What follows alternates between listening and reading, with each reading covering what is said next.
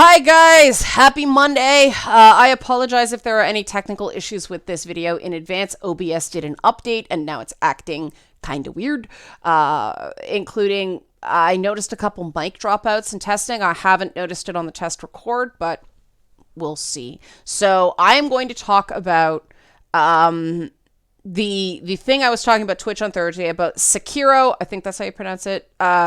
What is it? Sekiro Shadows Die Twice is the name. What is it? Yeah. Sekiro Shadows Die Twice.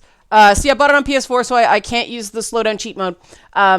But cheat mod, more on that in a bit. But yeah, it's been a big debate about difficulty in this game.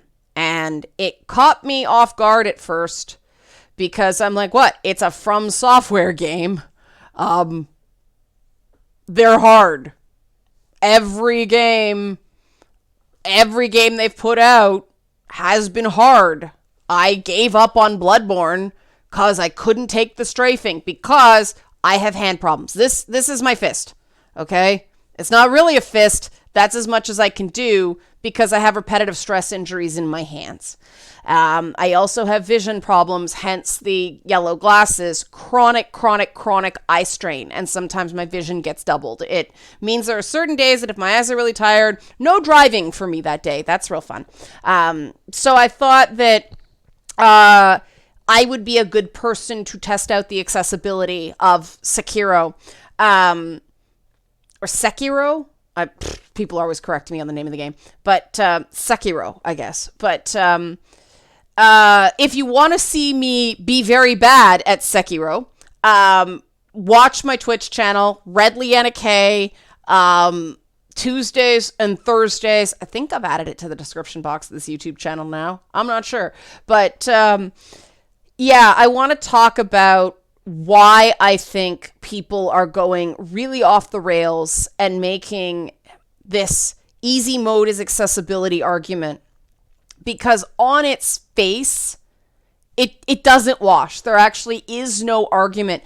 Sekiro doesn't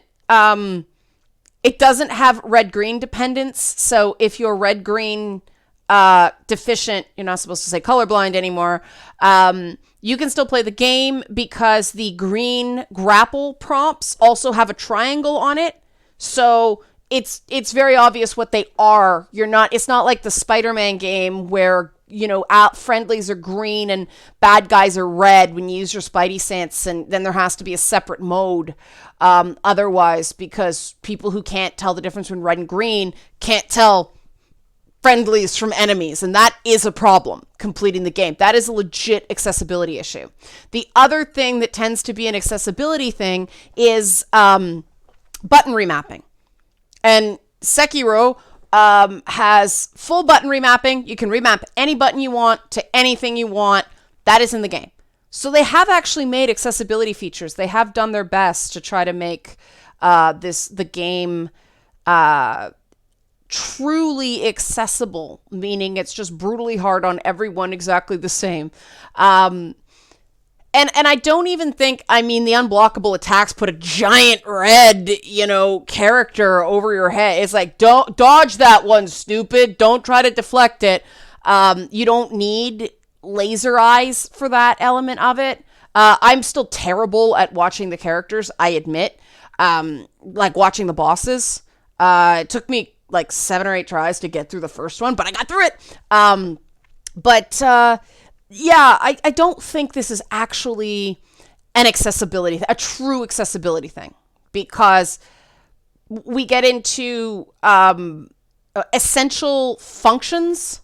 That's, I think, the name that I was told. I talked to my friend who's a actual policy person regarding accessibility and disability stuff. And what he told me was there's essential functions of a job and financial considerations. And, the essential functions of a job are basically, a police officer or a firefighter needs the use of their legs. It's part of the job. Whereas somebody in a bank doesn't need the use of their legs. So, it would be discriminatory not to hire a person who uses a wheelchair to work in a bank. And banks are expected to be accessible because they deal with the public. And police stations and fire stations need to be accessible. But you cannot make the job of a police officer or a firefighter something open to people with disabilities. There are just essential functions of the job that cannot be worked around with things like ramps or low counters or, buttons on the wall to open up a door, things like that. They're essential functions of the job. One could argue that a From Software game is not a From Software game unless it's really, really hard. And I didn't see this level of hue and cry over Dark Souls 2, Dark Souls 3, Bloodborne. Maybe I missed it, but I just didn't see it. Something about Sekiro has gotten people all in a tizzy. And I think it's because it's a phenomenon. It's become one of these things like Five Nights at Freddy's, or, one of these big phenomenon games. There's a huge amount of hype behind it, and everybody's getting it, and everybody's playing it, and everybody's, making videos of them playing it, and people are feeling left out because they find the game too hard. And the game is incredibly hard. And it's... The thing that makes it hard is it plays unlike so many games out there. So if you just play like your Assassin's Creed or your Spider-Man games or, things like that, you have to unlearn everything you learned in those games. Because, you go into fights and you just go mash, and you do all this crazy stuff and you're awesome. And yeah, even on hard mode, it ain't that hard. The entire gameplay style is different in Sekiro. I'm just going to say Sekiro. No emphasis. Okay. But the gameplay style is totally different. And part of the difficulty is recognizing that you don't just plow through a level and just get to the boss and go through that boss and then plow through and get to another boss. Some of the bosses, when you first encounter them, are too hard to beat. And you actually have to sort of sneak around them and get to a little side area to pick up various collectibles to make you can actually get through and beat the boss once you've achieved other items. And other Souls games, Bloodborne was exactly the same. I had to sneak around the one boss so many times until I was I had enough stuff. And Bloodborne didn't have the extra weapons that you picked up the same way, so it was even harder in that regard. But Sekiro is extremely tactical. You do have to not just charge in and screw up you have to watch and you have to sort of observe, and you have to do sort of trial and error, and you have to be prepared to run away and come at it from another angle, solve it in a little different way, try your different buffs and things like that. That's how to play the game. And I think that if people don't have the patience for it, fine, by all means, skip it. I love that, I bought the game at EB Games, and they said, if in 7 days, because I'm a platinum member, if in 7 days you don't like it for whatever, bring it back for store credit. I'm like, awesome, perfect, this is great. If a game is not what I expected it to be, I can take it back. Amazing. So what I think is going on here is because Sekiro is a phenomenon like Fortnite, like Five Nights at Freddy's, like even something like Destiny, in a way that the previous From Software games weren't. I think people feel left out, and instead of recognizing that it's about hype, not about accessibility, they're just going for the thing they think, sounds good. But if they really stopped and thought about it, it actually doesn't work, because demanding an additional mode from a game means you're asking a game to incur additional costs. And that's the other thing about whether you determine whether a building has to be accessible or a job has to be accessible. It's financial hardship. If it's so expensive to put in something, they get passes. It's the reason that a lot of second floor businesses in downtown Toronto don't have accessible entrances. It's still stairs. So people in wheelchairs can't go to those clubs. They can't go to those bars. My God, we had to carry my friend who's passed away now. We used to have to carry him and his motorized scooter. And he was only like 2'5", so he was fine. But that scooter weighed a freaking ton. And every time we wanted to do a bar night or something like that, we had to make sure Andre could get in, which means somebody huffing and puffing that scooter upstairs because the building wasn't accessible and we weren't going to say, sorry, you can't come because nobody wants to lift your thing. It really made me want accessible buildings everywhere.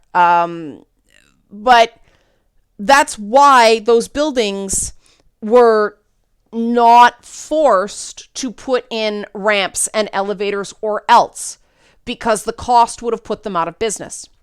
Well, From Software doesn't make games for that 5 to 7 million copy target that true AAA games make. Yes, it's distributed by Activision now, but that's sort of the same way that the Witcher games were distributed by Xbox initially. They were still, until I would say until even Witcher 3, they weren't really a AAA studio. Now they are, because they have ongoing publishing. But they were like a little upstart PC company, PC game company. With From Software, I looked it up, in like Dark Souls 3, which sold very well for them, only sold like 3 million copies, which is half of what a AAA title has to sell, a non-exclusive AAA title. Games that are PlayStation exclusives, they have a larger budget than a game that would sell an equivalent amount of copies, because they're trying to sell systems. They just want to pound Xbox into the ground, and they do that with really cool exclusives that you can only play on PlayStation. Things like, God of War and Uncharted and the Spider-Man game. And all those look amazing and punch way above their weight class sales-wise, because they're first-party exclusives. I don't think... No, Insomniac isn't first-party for PlayStation. No, that's an unusual one. But they still got the exclusive thing, which usually means ching-ching, better budget. Better budget out front.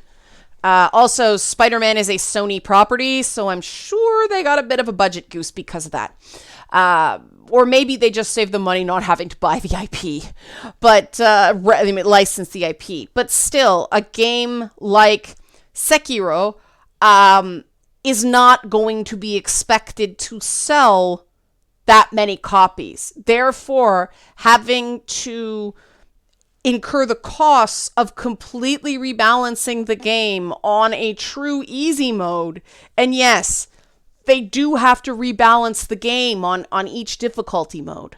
That would cost them time and money that the studio may not actually have. So, not only is, an essential characteristic of From Software games, which is they're really freaking hard, too hard for most people. If you take that away, it's no longer, you've sort of violated one of the essential functions, essential characteristics, but also there's a reason we don't expect really cool indie games to be accessible. They don't have the money. It's the same. This is sort of a AA studio instead of a AAA studio. It's not fair to put that on them, because now they've suddenly got a hot girl of the moment title. I'm sure people will be mad at that example, but you know what I mean. Like they're the prettiest girl at the dance this week. So they may sell a bit more, but I would be very surprised if this game came in at full AAA sales figures. I'll keep an eye on it. I could be completely wrong. And if they do end up in AAA territory, then we have to have a conversation perhaps about certain mass appeal features, but it is ultimately their choice. It is ultimately their choice. If they want to make a really hard game, and they say flat out, they make niche games for niche audiences. That is their choice. If they can keep the doors open, that is their choice. But niche just means that, niche. And the thing that's odd about this game having a moment is when somebody like Ninja is, making a big video, rage quitting the game and all that stuff. Is it still niche? Is it mainstream? I would say the game is still niche. We've got this whole mainstream spectator sport phenomenon now. And this is where things get interesting. Thanks to YouTube Gaming and thanks to Twitch, if you only care about the story in Sekiro, God, I can't even say the name. It's too hard for me. But if you're only interested in the story, you can watch someone play the game.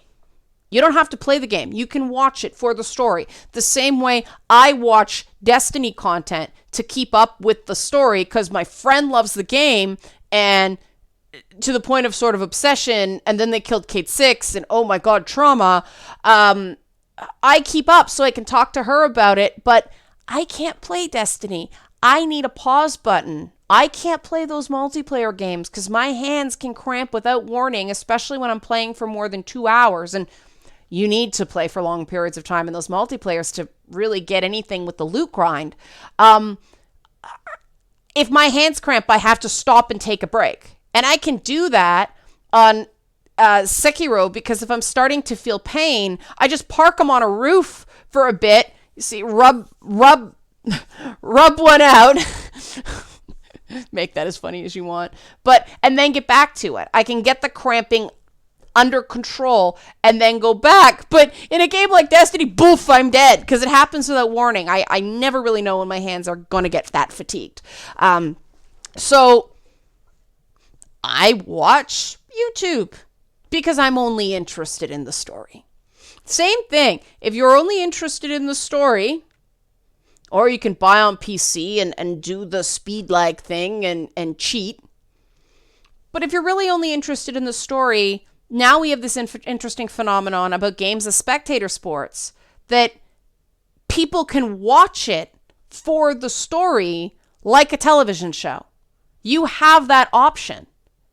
So it's like people are complaining about not having a solution that's already there. And it's cheaper. Watching something on YouTube or Twitch is free unless you subscribe. And I do suggest people subscribe to your favorite Twitch streamers because it is actually a really good way to make money. Much better than YouTube Gaming. Oh my God, the Twitch system, much better. But their monetization model is just much better. But that's not the topic here. There is already a solution if you just want the story. But it is that feeling like you're a part of it that I think is getting some people. That they want to be the one to play it and they want to say they completed it and all that stuff. But you're really not completing it on easy mode. So it's not even that. It's just this, I think, residual trauma from being left out because we're nerds. And it's making people not actually stop and think about what they're arguing because there's a lot of emotion. And it's funny, doing Twitch, now I kind of understand why people like to watch other people playing video games. It's almost like that whole coin-op experience where you gathered around a cabinet and watch somebody, and a lot of it's cheering someone on. And I admit, like, people giving me hints playing Sekiro has been really, really helpful. They saved me a lot of time and a lot of deaths because they were like, no, go there first, go over here. Okay, I'll listen to you. That kind of stuff. That's really cool. That's really fun. Like, don't knock it till you've tried it. So that's my thoughts on it. For people who are kind of having this emotional reaction, please be kind to them. Please be patient. It's a hard thing to get over. I used to feel that way when any, multiplayer game came out that I couldn't do because of my hands. I learned with World of Warcraft. Like, I'd start playing it. Why do I hate this so? Oh, right, my hands hurt. This is why I don't find this game fun. It has nothing to do with the game. Whenever a Grand Theft Auto game comes out and it's the big rage, I am not a Grand Theft Auto fan. I'm a Saints Row fan. So those go right by me. I haven't really liked a Grand Theft Auto game since Grand Theft Auto, which was the one that was based on the racial profiling in LA in the 90s. That was 3. That was 3. I like that story. Everything since has been it's not my thing. It's not, I don't enjoy it. I don't enjoy the driving from place to place. I get really bored. I know, sacrilege. Other people love it. That's fine. You're allowed to love it. I feel a little bit left out every time a Grand Theft Auto game came out. And I did the same thing. I did the exact same thing that people are doing now. I thought I was all up in arms because, oh my God, they're running over prostitutes. And oh my God, the treatment of women in that game. And I realized yes, that's one of the reasons I'm not real big on the Grand Theft Auto games. The humor with the prostitutes, it's like, it gets really awkward. Like that heel mechanic, like after the 7th or 8th time, I started like looking around. It's kind of embarrassing to play the game. I don't find it fun. But I know logically that there's no harm in playing these games. I just didn't like them. And because I was repelled by them, I was having an emotional reaction and misattributing where it was coming from. I learned better. Now, I do not play Grand Theft Auto games. I do not see them as great as the people who enjoy those games. I do have some criticisms of some of the mechanics and things like that, just because I personally find them boring. But I don't get into it because who cares if I like it? I don't play the games. The people who play the games like them very much. Those games sell very well. So there's obviously a market for them. There is obviously a player base for those games out there. It ain't me. That's fine. Because there's plenty of other things to play. My God, I still have Metro sitting here shaming me. Still in the plastic wrap. I got it as a birthday present. I chose to play Spider-Man first. I have one mission left in Assassin's Creed Origins because I wanted to play Spider-Man. So I didn't one stinking mission. One. I could just jump in and finish the game in a couple hours. I just haven't. Why? Because Spider-Man. People don't finish every game as a rule. People don't play every game. There's no time. So developer agency is a real thing. And if you want to write a piece about your experience with the game, if somebody were to write a piece, I tried to play this and I couldn't get through it, and here's why. And it wasn't because it was too hard. It was because I knew what to do, but I physically couldn't do it. Like, me and Bloodborne and that stupid strafing on that stupid fucking spider boss. Oh my God, that thing actually killed me. Like, I was in so much pain. It took me 3 different days to beat that thing. And then it's like, that's it. Done. I beat you. This is my satisfaction because, oh my God, I physically can't take that anymore. And like, I can say, look, the constant strafing is not something with hand problems, not something someone with hand problems can do. That's a physical endurance thing. That's not getting good. That's being incapable of getting good because of the physical taxation of it. Sekiro does not have any of those things that I've encountered yet. It's all about timing. I actually find it quite easy on my hands. I went through 2 hours on Twitch like a breeze. My internet connection conked out because my Dropbox decided to act up. But that's my thoughts on it. I'm sure people have strong opinions on the subject. Help support this channel. Become a monthly patron. Patreon.com/LeannaK. Thanks for watching.